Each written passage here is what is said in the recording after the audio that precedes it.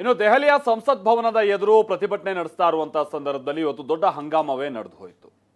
ವಿಷಯ ಏನಾಗಿದ್ದು ಅಂತಂದ್ರೆ ಕೇಂದ್ರ ಸಚಿವ ರವನೀತ್ ಸಿಂಗ್ ನಡ್ಕೊಂಡು ಹೋಗ್ತಾ ಇದ್ದಂತ ಸಂದರ್ಭದಲ್ಲಿ ರಾಹುಲ್ ಗಾಂಧಿ ಅವರು ಅವ್ರ ಕಡೆ ನೋಡ್ತಾ ಮಿತ್ರದ್ರೋಹಿ ಅಂತ ಹೇಳ್ಬಿಟ್ರು.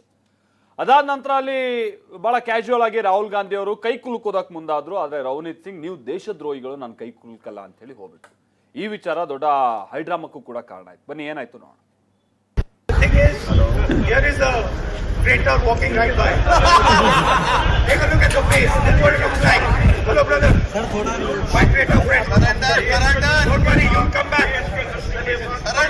Surrender. देश के दुश्मन.